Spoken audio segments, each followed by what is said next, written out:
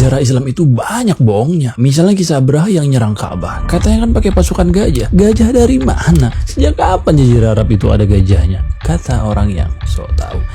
Tapi kalau kamu nggak tahu sejarahnya susah juga kan jawabnya. Terus gimana dong jawabannya? Yuk kita cari tahu. Assalamualaikum, halo. Jadi dulu pada tahun 500-an Masehi, Yaman itu pernah dipimpin oleh seorang raja zalim bernama Dhu Nuwas. Ia diangkat menjadi raja setelah berhasil membunuh raja sebelumnya. Anyway, raja yang dibunuh oleh Dhu Nuwas ini punya kelainan seks. Dia menyukai sesama jenis. Tapi kita cukupkan sampai di situ ya, karena yang mau kita fokuskan ini tentang Dhu Nuwas, Abraha, dan gajahnya. Dhu Nuwas ini intoleran parah. Jadi dia menganut agama Yahudi. Selama menjabat wilayah manapun yang ia taklukkan, pilihannya cuma dua. Kalau nggak masuk Yahudi, mati.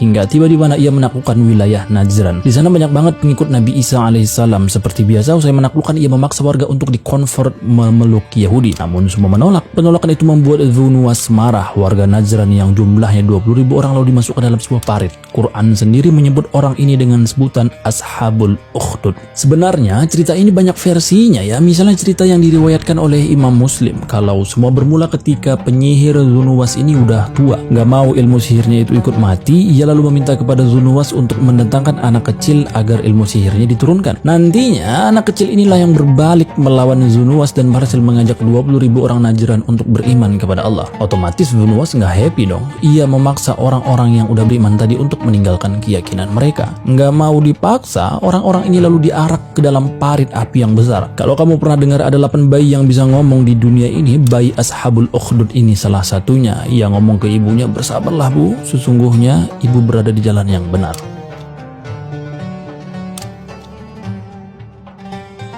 Dari 20.000 orang tadi, ada satu orang yang berhasil kabur dan melarikan diri ke Konstantinopel.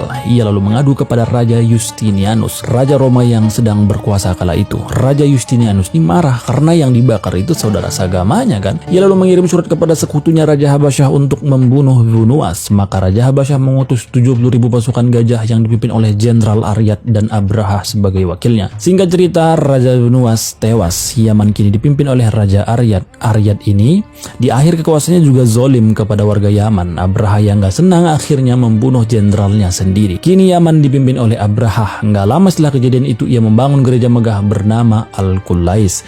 Meskipun megah, ia heran kenapa ya orang-orang setiap tahun kok perginya ke Ka'bah pikirnya. Termasuk rakyatnya sendiri yang dari Yaman. Terbesitlah dalam hati kotornya agar orang-orang mengunjungi Al-Qulais, maka Ka'bah harus dihancurkan. Maka tepat pada tahun 570 Masehi ia berangkat dengan puluhan ribu pasukan bergajah untuk menghancurkan Ka'bah. Nah, dari sini kita jadi tahu kan kalau gajah yang dibawa oleh Abraha bukanlah gajah asli Arab, melainkan gajah Afrika dengan spesies Loxodonta africana. Bukti untuk mendukung teori ini adanya penemuan inskripsi gajah dan penunggangnya di daerah Najran. Jadi gimana kamu yang sok tahu? Masih mau bilang sejarah Islam itu banyak bohongnya?